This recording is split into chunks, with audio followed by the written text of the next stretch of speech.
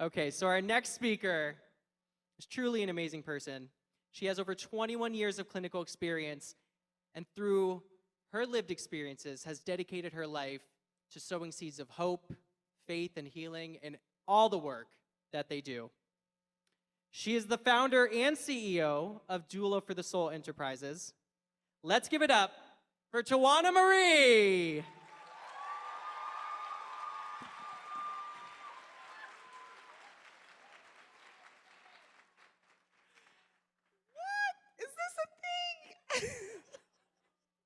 Can we normalize your dreams coming true? Can we normalize that?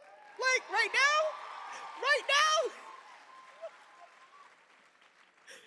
Who else gets to get on stage with their Hello Kitty sneakers? And like, I mean, good morning. Good morning. Yes. Yes, there's heartbeats. Woo, y'all. This year's theme, the rebirth, the comeback of SOGIECON 2025. The theme is what? Queer joy. Can we say queer joy? Can we feel queer joy? All right, just making sure. Yeah, I know it's early. I didn't have my breakfast yet either. But I woke up like this, for real. May I share my ecological definition of queer joy with y'all? I'd like to ask for consent first. Is that all right? Thank you. Before we do that, I must reset the stage for safety. See, we have a beautiful sensory system, and y'all, we got more than 5 senses. That's part of one sensory system. We have a whole sensory system that's been at work 24/7, that's been at work in this moment. It surveils cues of safety, unsafety, and life threat. It's called our neuroceptive sensory system. It is what says, am I gonna belong in this space? Is there gonna be seating that's accessible for me? Is there accessible parking? Who else is gonna look like me? Is there gonna be another amputee here? Is there gonna be another me here? Am I just gonna be othered? Yes, that's at work right now, right? So we get to reset the clock on safety every time. It resets every interaction. I don't give a damn how long I've been in the field. Y'all don't know me. And just because I'm up here doesn't mean that I just tell you the thing and expect you just to receive it. No, that's not how it works. That's what society will tell you because of the systems of caste and deference that our world is built upon. See, in this space, when we are embodying queer joy, there's equity, there is safety, there is you seeing your face clearly in mine and mine clearly within yours. So, with your permission, I reset the clock on safety. I'm gonna read this twice. This is from one of my favorite books that just came out not too long ago, Black Liturgies by Cole Arthur Riley. Inhale, we refuse to shrink. Exhale, together we make room. Oh yes, P.S. Those of you that have quivering voices that are looking at yourselves wondering, am I worthy of being able to speak those words? I look like what society says oppresses others, or society's told me I don't matter. Yes, quivering voices are still sacred. P.S. Inhale, we refuse to shrink. In this space for the next 2 days and after, we refuse to shrink. Exhale, there should be a nice, beautiful, audible exhale that you can hear because that engages our beautiful vagus nerve. Okay? It's a somatic equivalent to getting a hug. Y'all deserve a hug today. So I better hear your exhale. Exhale. Together we make room. Y'all ready to hear my definition of queer joy?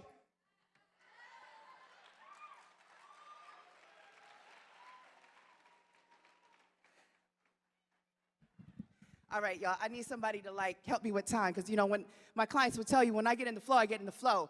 And it doesn't matter if it's 6:15 a.m. on a Saturday. Yes, they show up on Saturday and Sundays at 6:15 a.m. They do. Matter of fact, I'm here because they are my proof of concept for the past 22 years. They are That's my land acknowledgement. I am here because I allowed myself to learn and stretch and grow. See, we can only bring people as far as we've gone for our own healing, as far as we've gone to take the parts of us that we have shrunken and buried off life support to love them back to life. See, my soul babies taught me that. I've chosen not to mother and father my own children. I've chosen not to birth my own children because there's enough of us in these beautiful adult bodies that deserve rebirthing. Thank you. So I'm good. Yes. For life. So I'll make this quick. But hopefully I'll get to see y'all at 1:30 and also tomorrow at 2:30 for my workshop offering. So, Queer Joy 2025. Queer Joy is being birthed to a teen mother that conceived me at the age of 13. Queer Joy was living a life, the first 5 years of my life, in solitude, but it was the happiest 5 years of my life, though the optics of it would appear not. I had my closet, my 3x6 closet, that I would hide my moldy cheese to make sure that I could eat. I had my toilet, that was my porcelain god, that provided me with water to drink from. How the hell I knew at 5 years old that I could find water there? We're miraculous. Anyway, as our speakers have been saying all morning, Queer Joy is being taken into the foster care system. Queer Joy is being brought to Connecticut by way of the foster care system. Queer Joy is surviving a trauma that I didn't think I was going to because I got my forever home right, wrong. Call a thing a thing. That's why I get to heal. It wasn't all it was cracked up to be. See, the reality is why this is a thing, SOGIECON, why it brings all of us together, because we need to know some hard truths. We don't take care of our families well enough. We don't wrap them up. We promote adoption, but we don't anchor them to the services that will make sure that this shiny unicorn gets diagnosed with autism, gets diagnosed with learning disabilities. Why did I have to wait till almost 40? Don't know. But again, we get to do better. We didn't build the foundations of caste and deference. We didn't build the foundation of capitalism. That it truly is how medicine and healthcare works in this, right? My Uber driver said today, he said, T, I'm glad I met you. He said, a person gifted me with this. We will never heal cancer because there's too much money in it. And I said, that's deep. May I use that for some content because I was born to start hard and love hard. He said, absolutely. Okay, I get to share data. Queer Joy is being class president all 4 years. I was just at my locker, freshman year. McHaelen comes. Hey, Amy, hey. I went to Hampton Public Schools. T, we're waiting for you. For what? Class president. The elections are coming up. What? I literally am trying to just not exist and live. Class president? Queer Joy, all 4 years. Queer Joy being selected for Girls State because a brave teacher saw something in me that I couldn't see. Queer Joy was being elected the Girls State speaker. It still wasn't enough evidence that I was meant to be here. I didn't bring my swear jar, but the reality is I was a non-motherfucking factor. That's how I live my life, literally not trying to exist. Let's normalize that. Let's normalize that. I'm gonna speak the truth. This is why, okay? Let's normalize that. Queer Joy is getting into Quinnipiac and having my sociology professor say, not over my dead body, you are not about to fail out of here. We're getting it together. What? You care that much? You take it personal that much? Y'all, I went from almost failing out to coming back to being able to go to Australia my senior year and do some profound work, which led me to Smith College School for Social Work. Again, you know what Queer Joy is? Queer Joy is sitting across from the admissions counselor who was an elder black woman. I thought, surely she'll be seen, surely she'll be my ally.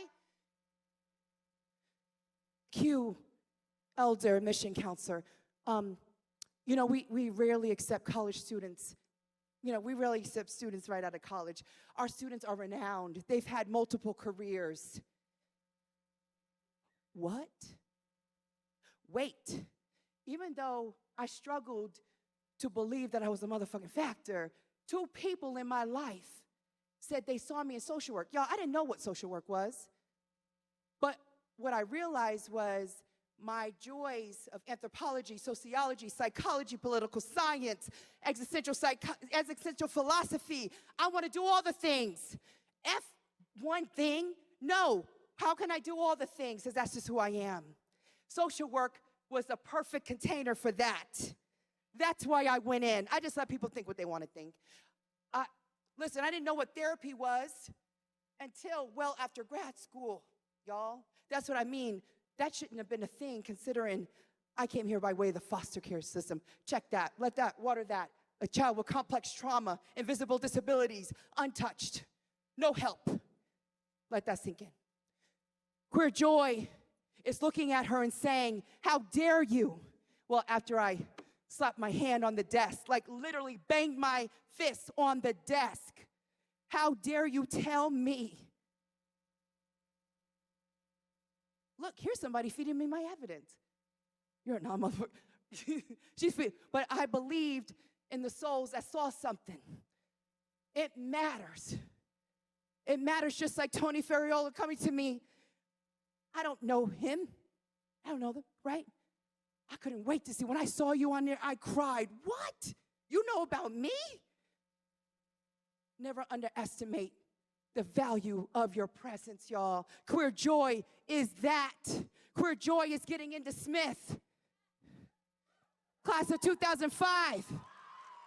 Nominated as class speaker. Queer joy is reuniting with my birth mom after 38 years, 3 years ago. Love you, Mama Liz. Queer joy was her taking my call to action to getting into healing. She said, baby, when you told me I fucking deserve to be free, and I literally told her that with the help of my therapist who coordinated the virtual reunification. Yes, thank you, Erin. Love you. She said, I thought I was going to have to die, that dirty 5-year-old, dirty, in my almost 60-year-old body. Thank you for helping me break free. I am not free until we're all free. So that is queer joy. Queer joy is, y'all, we've already paid the price of admission to be here. We've all defied death at least once. We were born. Hear me, we were born. That is the most death-defying act. So, welcome. Welcome to the best 2 days of your life. I hope you live it in the moment, because we're literally never going to get it back, y'all. That is queer joy. Right now is queer joy. Thank you. Thank you.